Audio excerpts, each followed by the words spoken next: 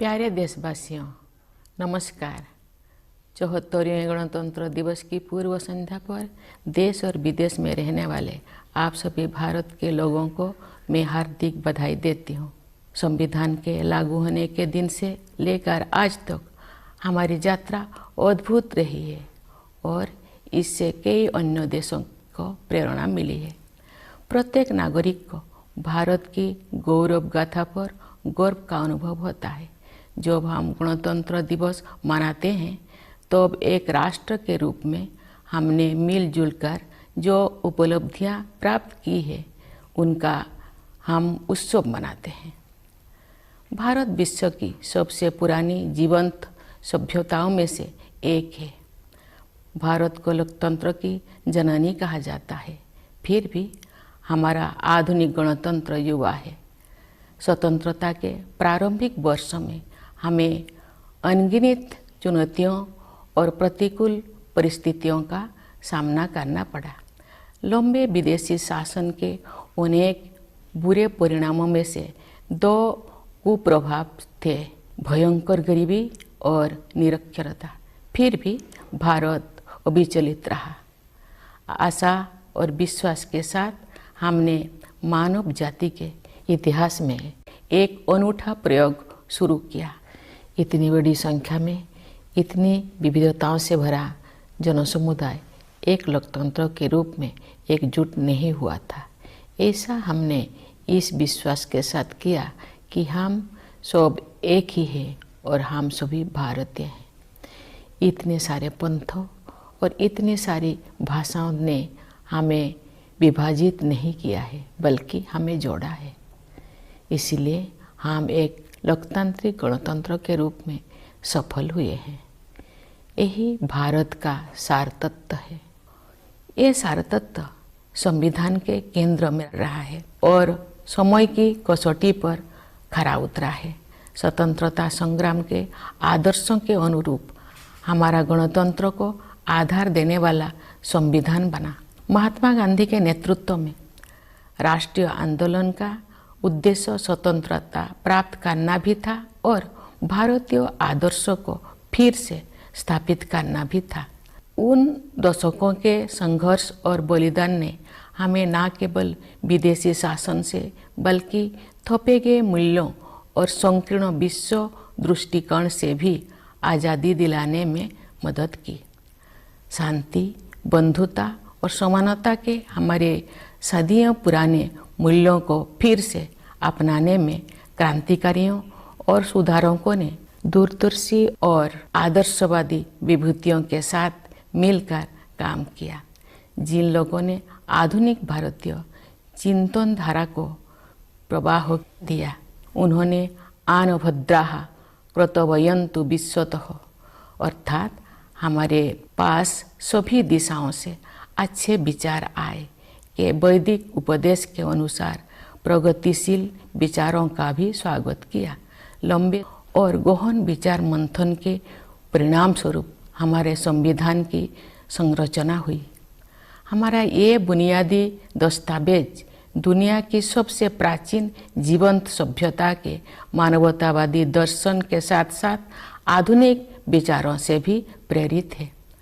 हमारा देश बाबा साहेब भीमराव अंबेडकर का सदैव ऋणी रहेगा, जिन्होंने प्रारूप समिति की अध्यक्षता की और संविधान को अंतिम रूप देने में महत्वपूर्ण भूमिका निभाई। आज के दिन हमें संविधान का प्रारंभिक मसौदा तैयार करने वाले विधिवेत्ता श्री BN राव तथा अन्य विशेषज्ञों और अधिकारियों को भी स्मरण करना चाहिए, जिन्होंने संविधान निर्माण में सहायता की थी। हमें इस बात का गर्व है कि उस संविधान सभा के सदस्यों ने भारत के सभी क्षेत्रों और समुदायों का प्रतिनिधित्व किया। संविधान निर्माण में सभा की 15 महिला सदस्यों ने भी योगदान दिया। संविधान में निहित आदर्शों ने निरंतर हमारे गणतंत्र को राह दिखाई है। इस अवधि के दौरान भारत एक गरीब और निरक्षर राष्ट्र की स्थिति से आगे बढ़ते हुए विश्व मंच पर एक आत्मविश्वास से भरे राष्ट्र का स्थान ले चुका है। संविधान निर्माताओं की सामूहिक बुद्धिमत्ता से मिली मार्गदर्शन की बिना प्रगति संभव नहीं थी। बाबा साहेब आम्बेडकर और अन्य विभूतियों ने हमें एक मानचित्र तथा एक नैतिक आधार प्रदान किया। उस राह पर चलने की जिम्मेदारी हम सब की है। हम काफ़ी हद तक उनकी उम्मीदों पर खरे उतरे भी हैं, लेकिन हम ये महसूस करते हैं कि गांधी जी के सर्वोदय की आदर्शों को प्राप्त करना अर्थात सभी का उत्थान किया जाना अभी बाकी है। फिर भी हमने सभी क्षेत्रों में उत्साहजनक प्रगति हासिल की है। प्यारे देशवासियों, सर्वोदय के हमारे मिशन में आर्थिक मंच पर हुई प्रगति सबसे अधिक उत्साहजनक रही है। पिछले साल भारत दुनिया की 5वीं सबसे बड़ी अर्थव्यवस्था बन गया। ये उल्लेख करना जरूरी है कि ये उपलब्धि आर्थिक अनिश्चितता से भरी वैश्विक पृष्ठभूमि में प्राप्त की गई है।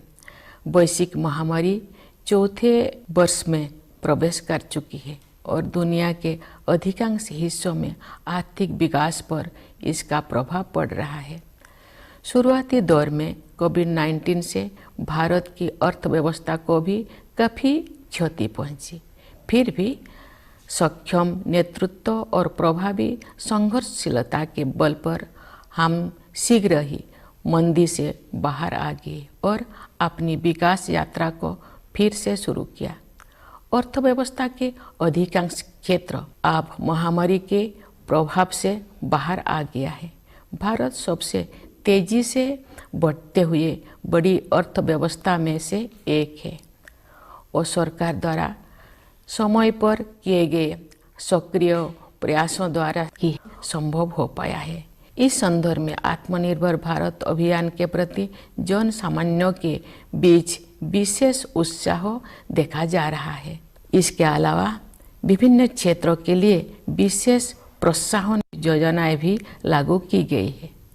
ये बड़े ही संतोष के विषय है कि जो लोग हाशिए पर रह गए थे उनका भी योजनाओं और कार्यक्रम में समावेश किया गया है तथा कठिनाई में उनकी मदद की गई है।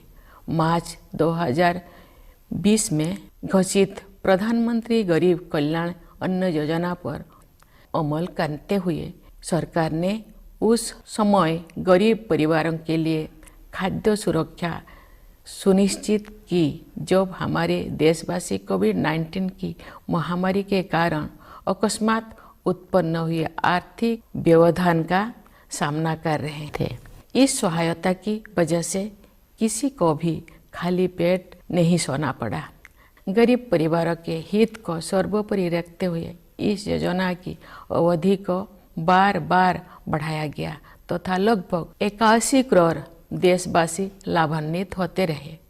इस सहायता को आगे बढ़ाते हुए सरकार ने घोषणा की है कि वर्ष 2023 के दौरान भी लाभार्थियों को उनका मासिक राशन मुफ्त में मिलेगा। इस ऐतिहासिक कदम से सरकार ने कमजोर वर्गों को आर्थिक विकास में शामिल करने के साथ साथ उनकी देखभाल की जिम्मेदारी भी ली है।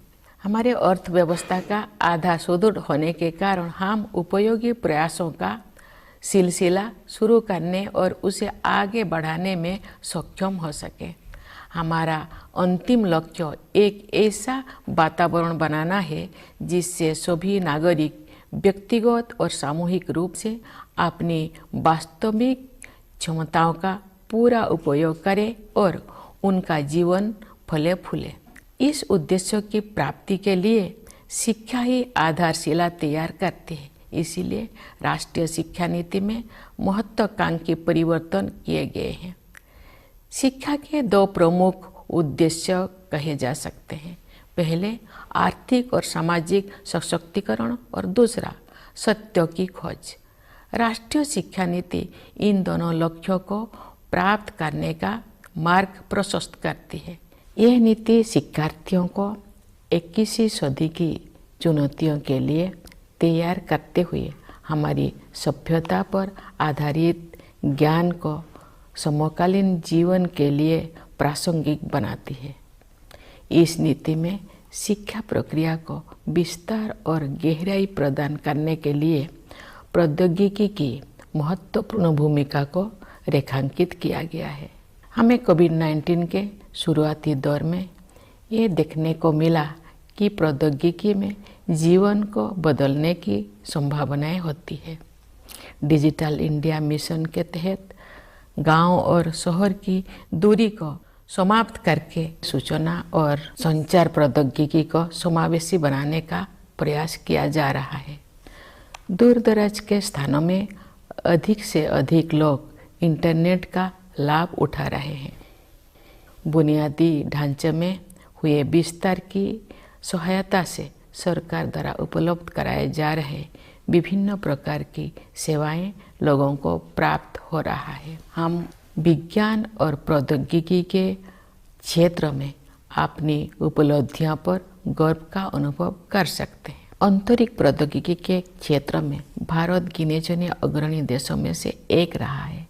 इस क्षेत्र में काफ़ी समय से लंबित सुधार किए जा रहा है और अब निजी उद्यमों को इस विकास यात्रा में शामिल होने के लिए आमंत्रित किया गया है।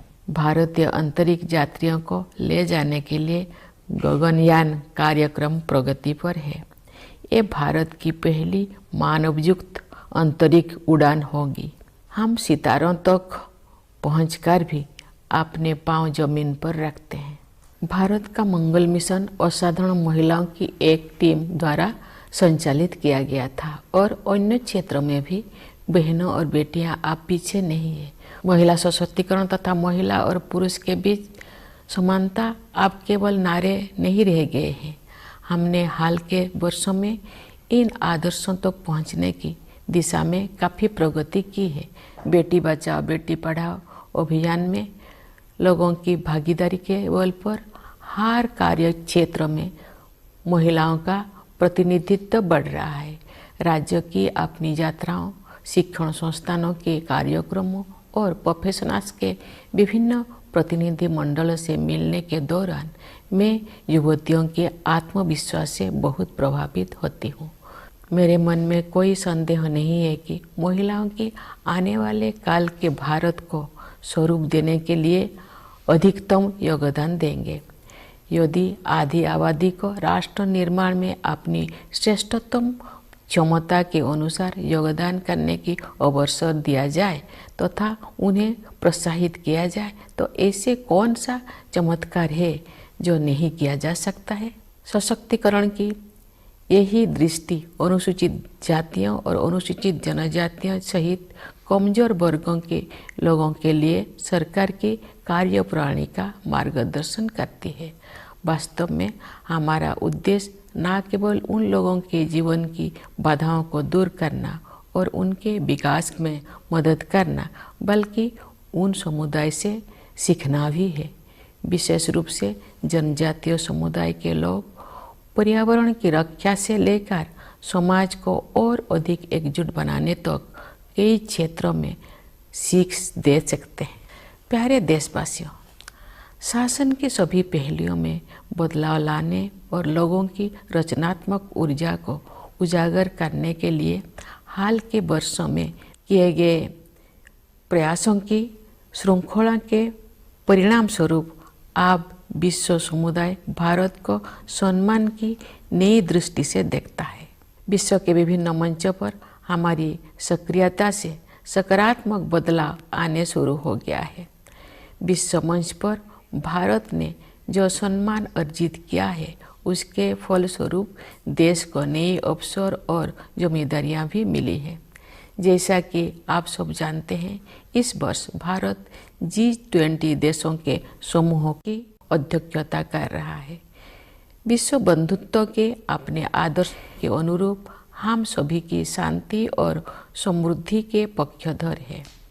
G20 की अध्यक्षता एक बेहतर विश्व के निर्माण में योगदान हेतु भारत को अत्यंत महत्वपूर्ण भूमिका प्रदान करती है।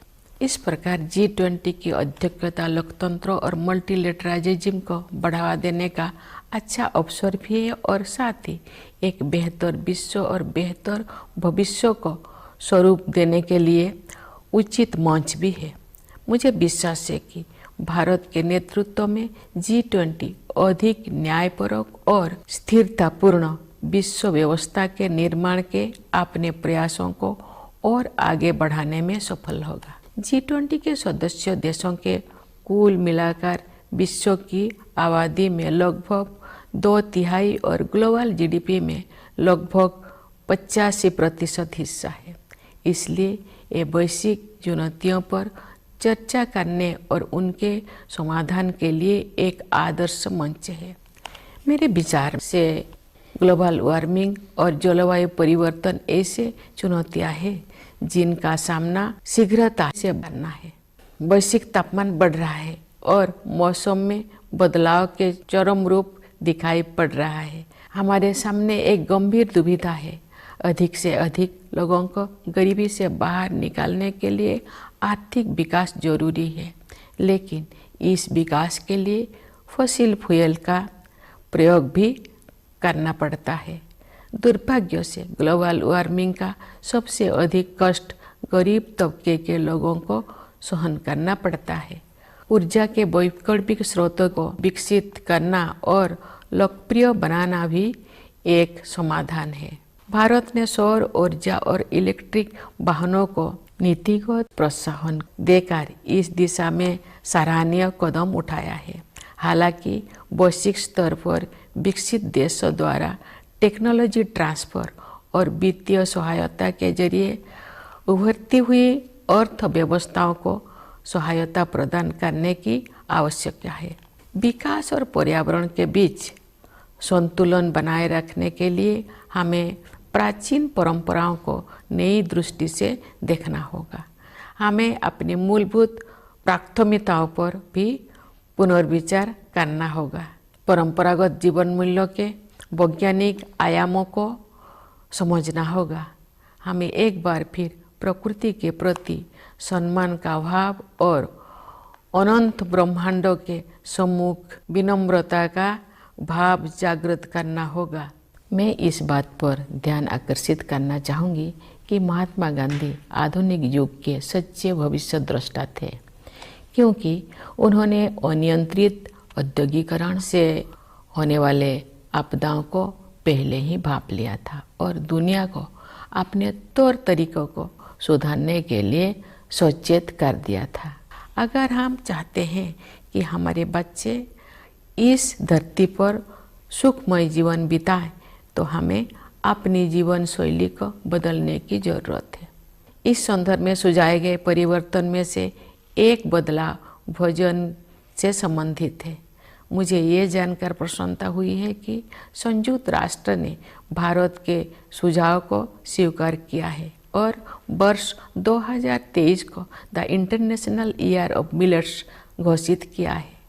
बाजरा जैसे मोटे अनाज हमारे आहार के मुख्य तत्व हुआ करते थे। समाज के सभी वर्ग उन्हें फिर से पसंद करने लगे हैं। ऐसे अनाज पर्यावरण के अनुकूल है, क्योंकि उनकी उपज कम पानी में ही हो जाता है। ये अनाज उच्च स्तर का पोषण भी प्रदान करते हैं। यदि अधिक से अधिक लोग मोटे अनाज को भोजन में शामिल करेंगे तो पर्यावरण संरक्षण में सहायता होगी और लोगों के स्वास्थ्य में भी सुधार होगा। गणतंत्र का 1 अरब वर्ष बीत चुका है और एक नया वर्ष शुरू हो रहा है। ये अभूतपूर्व परिवर्तन का दौर रहा है। महामारी के प्रकोप से दुनिया कुछ ही दिनों में बदल गई थी। पिछले 3 वर्ष के दौरान जो भी हमें लगा कि हमने वायरस पर काबू पा लिया है, तो वायरस फिर किसी विकृत रूप में वापस आ जाता है। लेकिन अब इससे घबराने का कोई ज़रूरत नहीं है, क्योंकि हमने ये समझ लिया है कि हमारा नेतृत्व, हमारे वैज्ञानिक और डॉक्टर, हमारे प्रशासक और कोरोना योद्धा किसी भी स्थिति से निपटने के लिए हर संभव प्रयास करेंगे। साथ ही हमने ये भी सीखा है कि हम अपनी सुरक्षा में कमी नहीं आने देंगे और सतर्क भी रहेंगे। प्यारे देशवासियों, विभिन्न क्षेत्रों में कार्यरत कई पीढ़ियों के लोग हमारे गणतंत्र की अब तक की विकास गाथा में अमूल्य योगदान के लिए प्रशंसा के पात्र है। मैं किसानों, मजदूरों, वैज्ञानिकों और इंजीनियरों की भूमिकाओं की सराहना करती हूँ, जिसकी सामूहिक शक्ति हमारे देश को जय जवान, जय किसान, जय विज्ञान, जय अनुसंधान की भावना के अनुरूप आगे बढ़ने में सक्षम बनाती है। मैं देश की प्रगति में योगदान देने वाले प्रत्येक नागरिक की सराहना करती हूँ। भारत की संस्कृति और सभ्यता के अग्रदूत प्रवासी भारतीयों का भी मैं अभिवादन करती हूँ। इस अवसर पर मैं उन बहादुर जवानों की विशेष रूप से सराहना करती हूँ जो हमारी सीमाओं की रक्षा करते हैं और किसी भी त्याग तथा बलिदान के लिए सदैव तैयार रहते हैं। देशवासियों को आंतरिक सुरक्षा प्रदान करने वाले समस्त अर्धसैनिक बलों तथा पुलिस बलों के बहादुर जवानों की भी मैं सराहना करती हूँ। हमारी सेनाओं, अर्धसैनिक बलों तथा पुलिस बलों के जिन वीरों ने कर्तव्य निभाते हुए अपने प्राणों की आहुति दी है, उन सबको मैं सादर नमन करती हूँ। मैं सभी प्यारे बच्चों को उनके उज्जवल भविष्य के लिए हृदय से आशीर्वाद देती हूँ। आप सभी देशवासियों के लिए एक बार फिर मैं गणतंत्र दिवस की हार्दिक शुभकामनाएं व्यक्त करती हूँ। धन्यवाद। जय हिंद, जय भारत।